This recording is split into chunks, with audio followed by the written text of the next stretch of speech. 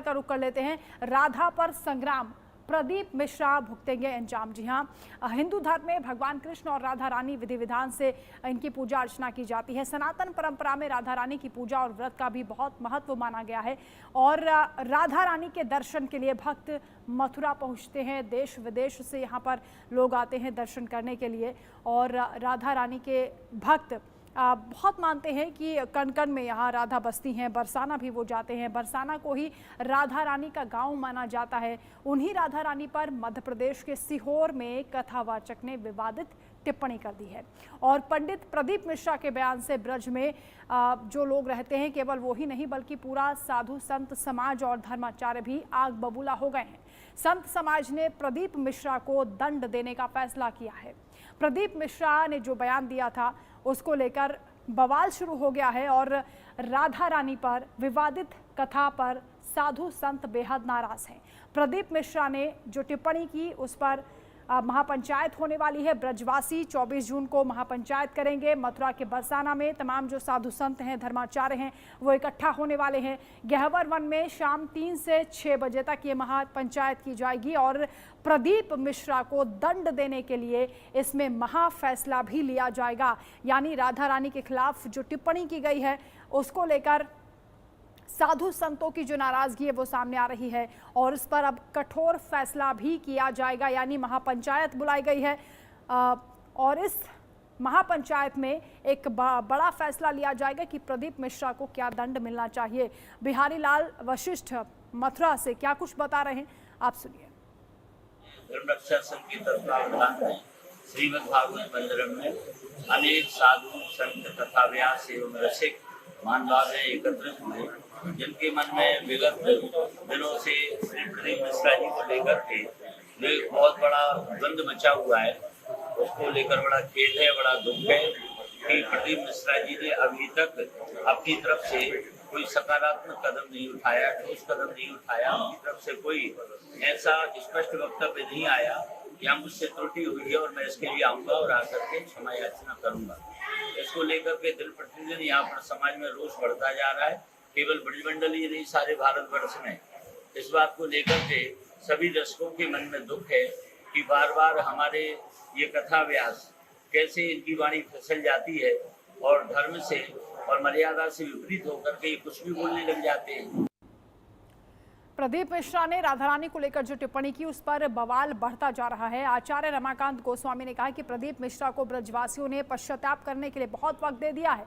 वो अपने अहंकार में चूर होकर राधा रानी के साथ ब्रजवासियों का भी अपमान करते रहे हैं। अब उन्हें इसका दंड भुगतना ही पड़ेगा। यानी अभी तक क्योंकि प्रदीप मिश्रा ने सफाई तो दी है लेकिन ये माफ़ी नहीं मांगी है उस विवादित बयान पर और ये कह दिया कि ये मेरा पुराना बयान था जिसे तोड़ मरोड़ कर पेश किया गया, जिस पर ये कहा जा रहा है कि अहंकार में चूर होकर वो इस तरह की टिप्पणियां कर रहे हैं। क्या कुछ कहा गया है, आप सुनिए।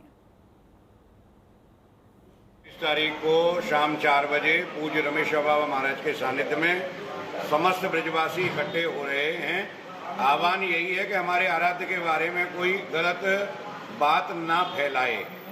जहाँ भावना जुड़ी हुई है कि कृष्ण राधा की पत्नी ही नहीं है, कि राधा का विवाह वहाँ हुआ, कि राधा का गांव ही नहीं है, ये सारी बातें बिल्कुल भी स्वीकार किसी भी शर्त पर नहीं है। वो आकर के राधा रानी के चरणों में क्षमा याचना कर लें, नहीं तो ये आंदोलन और भी ऊंचे स्तर पर जाएगा। उनको अपनी बात से पीछे हटना ही पड़ेगा। जब तक वो राधा रानी से क्षमा नहीं मांगेंगे हम अनेक प्रकार के आंदोलन करेंगे।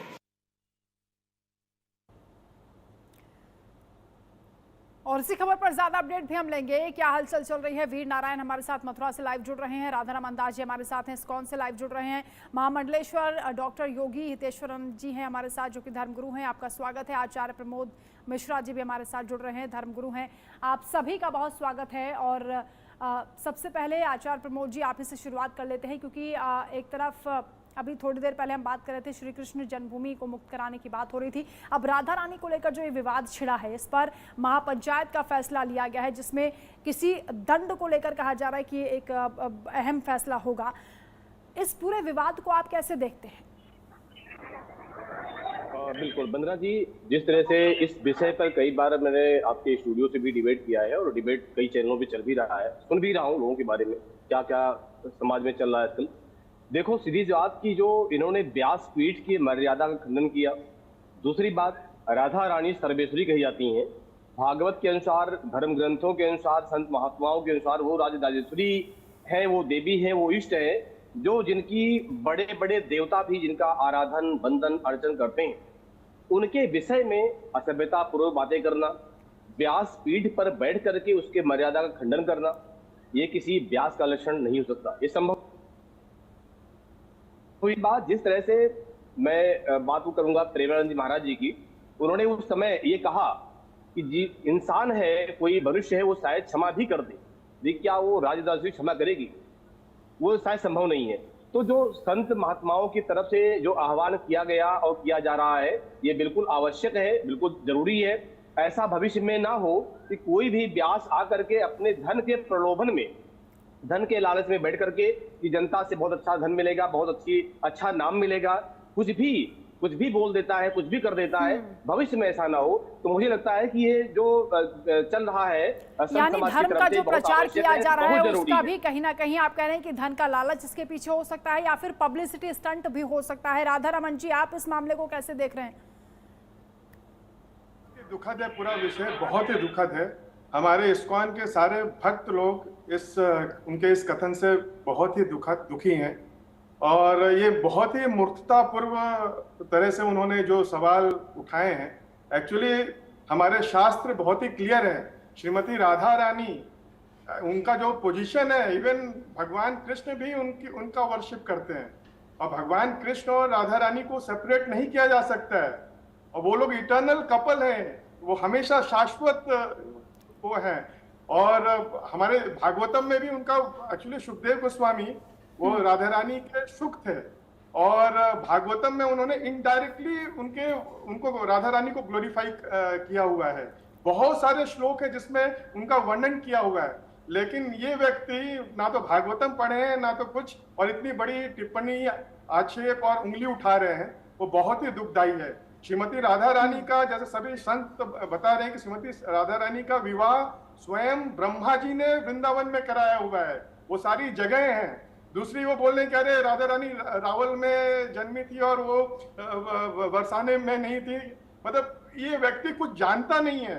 रावल में जब भगवान कृष्ण गोकुल में थे, राधा रानी का जन्म रावल में हुआ, और हमें पता है कि जब गोकुल में राक्षसों का आक्रमण हुआ तो भगवान कृष्ण का परिवार भी गोकुल से अलग अलग स्थानों में वो मूव करते रहे। छठीकरा गए, फिर अन्य जगहों में जाते हुए भगवान कृष्ण नंदगांव में बस गए, और नंदगांव में वो 7 वर्ष से 10 वर्षों तक थे। फिर 10 वर्ष के जब भगवान कृष्ण हो गए तो वहां से हमें पता है मथुरा गए, मथुरा में 10 वर्ष से 28 वर्ष तक रहे, फिर बाद में द्वारका गए।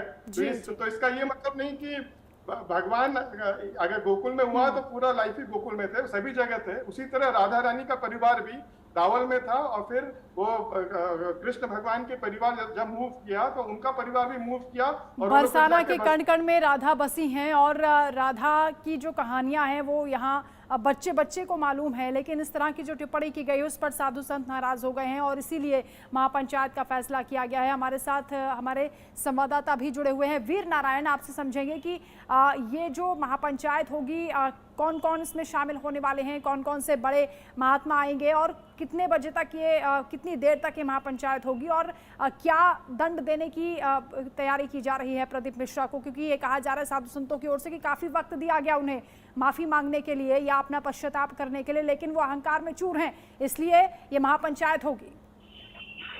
जी बिल्कुल। जो प्रदीप मिश्रा प्रसिद्ध कथावाचक है, उन्होंने राधा रानी को लेकर हमारे टिप्पणी को लेकर पूरे ब्रजमंडल में काफी आक्रोश देखने को मिलता है। साधु संत धर्माचार्य महामंडलेश्वर जो है काफी आक्रोशित हैं। ये जो मामला है वो करीब 15 दिन से लगातार टीवी चैनलों और अखबारों की सुर्खियों में है। बावजूद इसके प्रदीप मिश्रा को लगातार ये चेतावनी दी गई है। एसएसपी के माध्यम से भी प्रशासन से लोग मिले हैं, उनसे कहा है कि इनके खिलाफ कानूनी कार्रवाई की जाए, क्योंकि जो टिप्पणी है वो वाकई हमारे कहीं शास्त्रों में उसका उल्लेख नहीं है।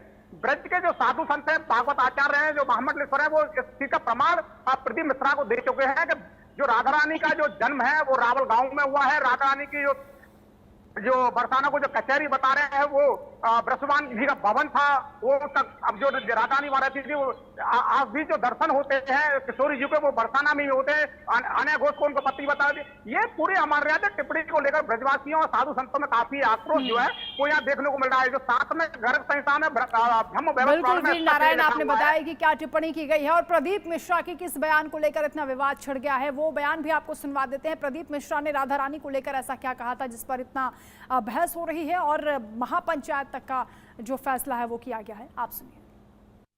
भगवान कृष्ण की 16,108 रानी में राधा का नाम नहीं है और राधा के पति में कृष्ण का नाम नहीं है। राधा जी के पति का नाम क्या है? क्या नाम है राधा जी के पति का? अनय घोष। क्या नाम है राधा के पति का? अनय घोष। राधा जी की सास का नाम था जटिला, ननन का नाम था कुटिला। राधा जी का विवाह हुआ था ग्राम छाता। कहां की रहने वाली थी राधा? जम के बोलो। है बरसाना, पक्के में। बरसाने की राधा नहीं थी, राधा जी थी रावल गांव की। बरसाने में तो राधा जी के पिताजी की कचेरी थी जिसमें राधा वर्ष में एक बार कचेरी पर जाती थी, इसलिए उसका नाम है बरसाना, वर्ष में एक बार आना। कथावाचक प्रदीप मिश्रा को आपने सुना राधा रानी को लेकर जो टिप्पणी उन्होंने की, तो वहीं राधा रानी के अनन्य भक्त हैं प्रेमानंद महाराज। उन्होंने इस टिप्पणी के बाद गुस्से भरे लहजे में क्या कुछ कहा है, आप सुनिए। ऐसे भागवत प्रवक्ताओं से बिल्कुल कथा नहीं सुननी चाहिए, नरक की प्राप्ति होती है। केवल बोल दिया ऐसी धूर्तता से शब्द निकले थे कि ऐसा लग रहा था कि नजदीक हूं, तुमको बताऊं कि राधा क्या तत्व है। अभी तुम क्या समझते हो? भोली भाली किशोरी को ऐसा मत समझ लेना। उनके जन ऐसे हैं कि तुम्हारे सर्वनाश करने में बिल्कुल समर्थ हैं। एक संकल्प में न तो लोक लायक रह जाएगा न परलोक लायक रह जाएगा, पक्का।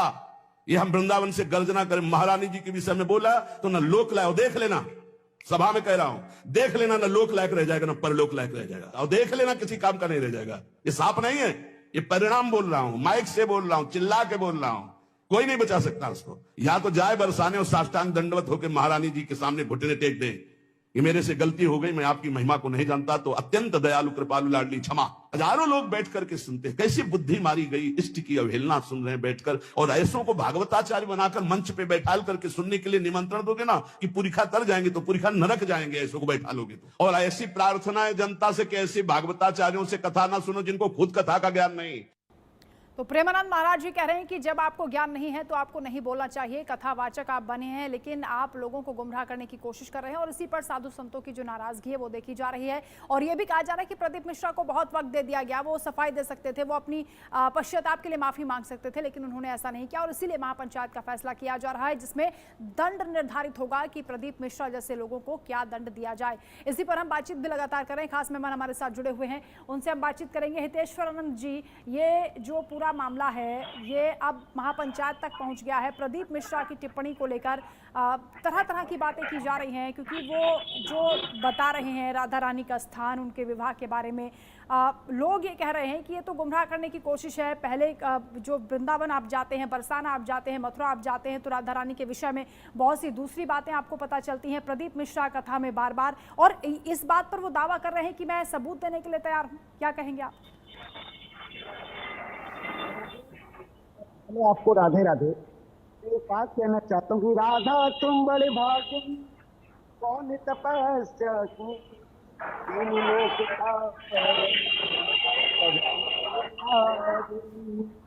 अब हम बात शुरुआत हमें प्रेमानंद रावत का बयान अभी आपने सुनाया, जो उनके शब्दों को भी सुना जो बिल्कुल गलत थे, जो एक संत को एक संत के लिए नहीं बोलने चाहिए। नंबर एक, पहली बात, जिस तरीके की उन्होंने भाषा को प्रयोग किया है, मैं उनकी भक्ति का सम्मान करता हूं, वो राधा के अनन्य भक्त हैं, मैं उनको प्रणाम करता हूं, लेकिन शब्दों को हमेशा किसी भी संत के लिए इस प्रकार हमें एक दूसरे को नहीं बोलना चाहिए।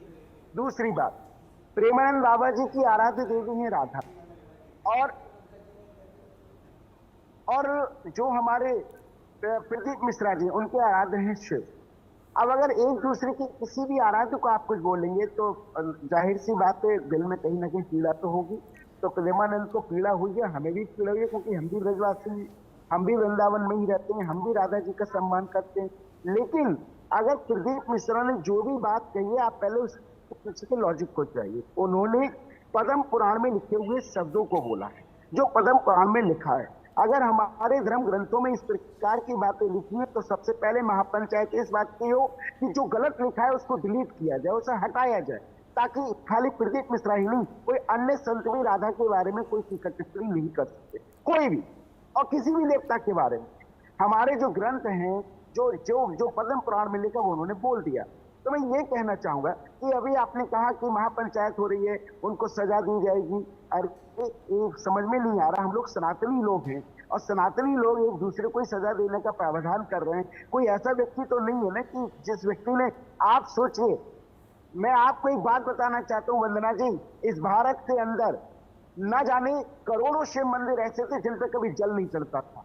आप उस व्यक्ति की भक्ति को देखिए, उस व्यक्ति ने भगवान शिव की भक्ति को ऐसा जगाया कि आज उन शिव के मंदिरों में रोज जल भी चढ़ता है, बेलपत्र भी चढ़ते हैं, लोग दर्शन भी करने जाते हैं। कृपया करके ये तो नजर डालिए कि उस व्यक्ति ने भक्ति के लिए कितना काम किया, लोगों को भक्ति की ओर कितना जागृत किया। आज अगर उनके मुखार विरुद्ध से पद्म पुराण में लिखा हुआ कोई ऐसा शब्द जो मुझे लगता है ब्रजवासियों को गलत लगा है, और है, मैं भी मानता हूं ये सही नहीं है, लेकिन हम कह रहे हैं कि हम उनको सजा देंगे, क्या आप उन्हें फांसी देंगे? आप उनको सजा देने के हकदार हैं। मैं ये कहना चाहता हूं कि आप इस बात पे बैठ के, और आपने भी कहा कि उन्होंने माफी नहीं मांगी, उनके माफी के मेरे पास भी कई वीडियोज आए हैं और काफी इंस्टाग्राम पे सब जगह चल भी रहे हैं, लेकिन फिर भी बिना बात की सनातन धर्म के अंदर ये प्रोपोगंडा, ये बिना बात की हितेश्वर नाथ जी, आप कह रहे हैं कि माफी मांगी है, लेकिन उन्होंने जब उनसे कहा गया था, जब प्रेमानंद महाराज ने भी गुस्सा दिखाया था उनकी इस टिप्पणी को लेकर, तो प्रदीप मिश्रा अपनी सफाई में क्या कह रहे थे, हम अपने दर्शकों को खुद ही सुनवा देते हैं। की बात करते हो, इस राधा रानी के चरणों में तो मेरी पूरी जिंदगी, मेरा खानदान और मेरा कुटुंब पड़ा है। आज उन ब्रजवासियों में कुछ लोग ऐसे घुस गए हैं जो इस शिवपुराण का विरोध करना चाहते हैं, इस व्यासपीठ का विरोध करना चाहते हैं, प्रदीप मिश्रा का विरोध करना चाहते हैं। वो लोग राधा रानी की आड़ में बदनाम करना चाहते हैं, और ब्रजवासी इतना भोला है कि वो समझ नहीं पा रहा। आप कहो जिस दिन राधा रानी के चरणों में आकर दंडवत कर लूं, आप बोलो जितने दिन तक राधा रानी के चरणों में पड़ा रहूं, मेरी माँ है वो, उससे मेरा बेर नहीं है। जो कुछ बोलूंगा प्रमाण से बोलूंगा, बिना प्रमाण के कुछ नहीं बोलूंगा। और जिस महाराज को प्रमाण चाहिए, कुबेरेश्वर धाम खुला पड़ा है, आ जाओ और प्रमाण लेकर जाओ। तो प्रदीप मिश्रा ये कह रहे हैं कि राधा रानी की आड़ लेकर कुछ लोग मेरा विरोध करना चाहते हैं, और अगर माफी मांगने वाली बात है तो राधा रानी के चरणों में मैं दंडवत हो सकता हूं, राधा रानी मेरी मां है। और इस पूरे मामले को लेकर अब जब विवाद गहरा गया है तो महापंचायत भी होगी, और महापंचायत में क्या फैसला लिया जाएगा वो भी देखना दिलचस्प होगा। खास मेहमान हमारे साथ जुड़े, प्रदीप जी आपका शुक्रिया, आप सभी मेहमानों का शुक्रिया, क्योंकि लगातार जो बातचीत हो रही है वो महापंचायत को लेकर, क्योंकि लगातार हम देख रहे हैं कि इस पूरे मामले पर राधा को लेकर जो संग्राम छिड़ा है उसमें तरह तरह की बातें की जा रही हैं, लेकिन इस पर एक मत होना होगा ताकि जो राधा रानी के भक्त हैं उन्हें गुमराह करने की कोशिश ना की जा सके।